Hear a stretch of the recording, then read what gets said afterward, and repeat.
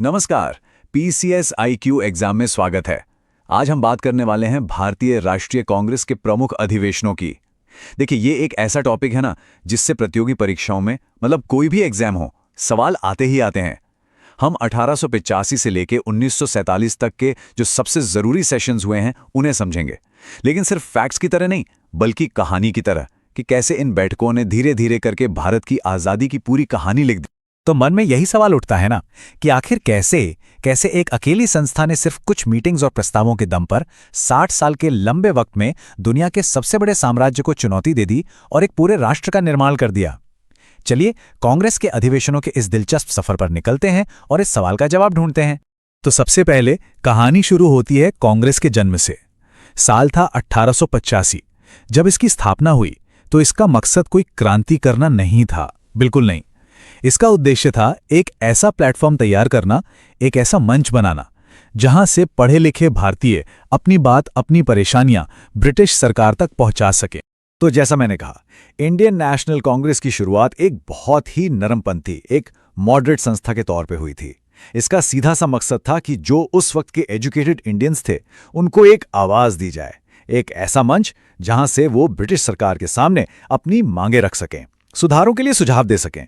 उस समय तक पूर्ण स्वतंत्रता का आइडिया तो सच कहूं तो कहीं दूर दूर तक नहीं था। और ये है वो ऐतिहासिक पल, 1885 का बंबई अधिवेशन। जगह थी बंबई, अध्यक्ष थे WC बनर्जी और संस्थापक थे एक रिटायर्ड ब्रिटिश अधिकारी A.O. ह्यूम। बस यहीं से भारत के संगठित राजनीतिक संघर्ष की कहानी की शुरुआत होती है। हाँ, ये एक बहुत छोटा कदम था, लेकिन इतिहास बनाने के लिए एक बेहद जरूरी पहला कदम। चलिए अब कहानी को थोड़ा आगे बढ़ाते हैं। कांग्रेस का जो शुरुआती नरम दौर था वो अब बीत रहा था और अब विचारों में एक उबाल आने लगा था।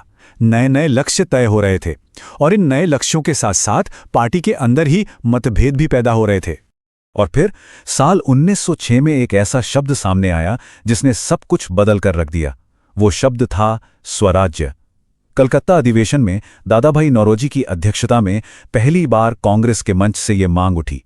अब बात सिर्फ याचिकाओं या सुधारों की नहीं थी, अब बात हो रही थी स्वशासन के अधिकार की।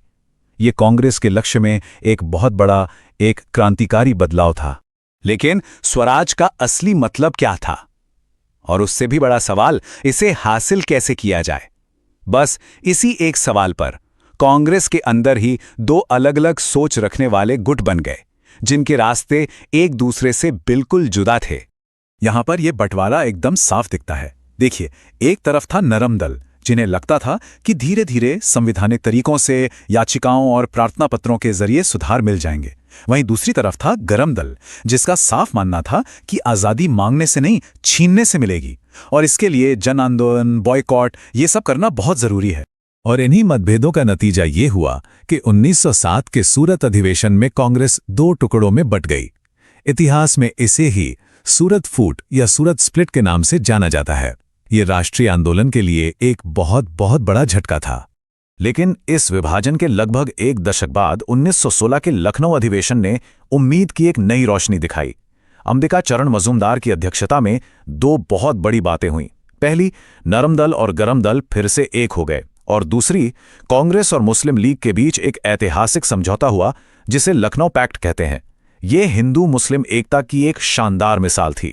और फिर भारतीय राजनीति के मंच पर एंट्री होती है महात्मा गांधी की। उनके आने के बाद कांग्रेस सिर्फ कुछ पढ़े लिखे नेताओं की पार्टी नहीं रही, बल्कि वो एक जन आंदोलन बन गई, जिसकी जड़ें गांव-गांव तक पहुंच गईं। यहीं से शुरू होता है गांधीवादी युग। साल 1920 इस बदलाव का सबसे बड़ा गवाह है। इसमें दो सेशन हुए। पहले कलकत्ता में एक स्पेशल सेशन हुआ जिसमें असहयोग आंदोलन का प्रस्ताव रखा गया, और फिर नागपुर में जो सालाना सेशन हुआ उसमें इस प्रस्ताव को पूरी तरह से अपना लिया गया। और इतना ही नहीं, यहीं पर कांग्रेस के संविधान में भी बदलाव किए गए ताकि आम से आम आदमी भी इस आंदोलन का हिस्सा बन सके। अब आंदोलन एक नए और सबसे निर्णायक मोड़ पर आ चुका था। स्वशासन या डोमिनियन स्टेटस का लक्ष्य अब छोटा लगने लगा था। अब मांग थी पूर्ण स्वतंत्रता की, कंप्लीट इंडिपेंडेंस की। साल 1929 ये वो साल है जिसे भारतीय स्वतंत्रता संग्राम के इतिहास में एक मील का पत्थर कहा जाता है, एक टर्निंग पॉइंट। जवाहरलाल नेहरू की अध्यक्षता में हुए लाहौर अधिवेशन में पूर्ण स्वराज्य का ऐतिहासिक प्रस्ताव पारित किया गया। ये एक जबरदस्त घोषणा थी। अब लक्ष्य ब्रिटिश साम्राज्य के अंदर रहकर स्वशासन हासिल करना नहीं था, बल्कि ब्रिटिश शासन से पूरी तरह से मुकम्मल आज़ादी हासिल करना था। अच्छा, लक्ष्य तो तय हो गया, पूर्ण स्वराज्य। लेकिन अब सवाल ये था कि ये आज़ाद भारत आखिर दिखेगा कैसा? इसका जवाब मिला 1931 के कराची अधिवेशन में, जिसकी अध्यक्षता सरदार पटेल ने की। यहीं पर मौलिक अधिकारों और राष्ट्रीय आर्थिक नीति पर एक प्रस्ताव पास हुआ, जिसने भविष्य के स्वतंत्र भारत के संविधान की नींव रखी। और अब हम स्वतंत्रता संग्राम के आखिरी और सबसे निर्णायक पड़ाव पर पहुंच चुके हैं। दशकों का संघर्ष बीत चुका था और अब समय आ गया था करो या मरो का। ये था अंतिम संघर्ष। साल 1942, जगह बंबई। अध्यक्ष थे मौलाना अबुल कलाम आजाद।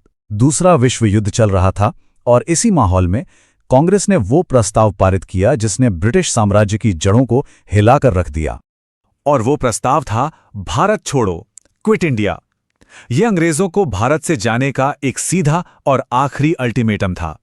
इस आंदोलन ने पूरे देश को एक साथ खड़ा कर दिया और आजादी की सुबह को बहुत करीब ले आया। चलिए, अब तक जो हमने पूरी कहानी समझी है उसे परीक्षा के नजरिए से फटाफट रिवाइज कर लेते हैं। ये वो एग्जाम गोल्ड पॉइंट्स हैं जो किसी भी हालत में भूले नहीं हैं। तो आइए इस पूरी कहानी को एक लाइन में देखते हैं। देखिए, शुरुआत हुई 1885 में बंबई से, फिर 1906 में कलकत्ता में स्वराज्य की मांग उठी, लेकिन इसी पर मतभेद हुआ और 1907 में सूरत में पार्टी टूट गई। फिर 1929 में लाहौर में लक्ष्य और बड़ा हुआ, पूर्ण स्वराज्य की घोषणा हुई। 1931 में कराची में आज़ाद भारत का सपना देखा गया, मौलिक अधिकारों का खाका तैयार हुआ और अंत में 1942 में बंबई से भारत छोड़ो का नारा गूंजा। ये सारे पड़ाव एक दूसरे से जुड़े हुए हैं, इन्हें इसी क्रम में याद रखना है। तो हमने देखा कि कांग्रेस की ये अधिवेशन सिर्फ सालाना बैठकें नहीं थी, बल्कि ये वो सीढ़ियां थीं जिन पर एक एक कदम रखकर भारत आज़ादी की मंजिल तक पहुंचा। लेकिन कहानी यहां खत्म नहीं होती। सोचने वाली बात यह है कि जो फैसले उन अधिवेशनों में लिए गए थे, चाहे वो मौलिक अधिकारों की बात हो या आर्थिक नीतियों की, वो आज के भारत को किस तरह से प्रभावित कर रहे हैं।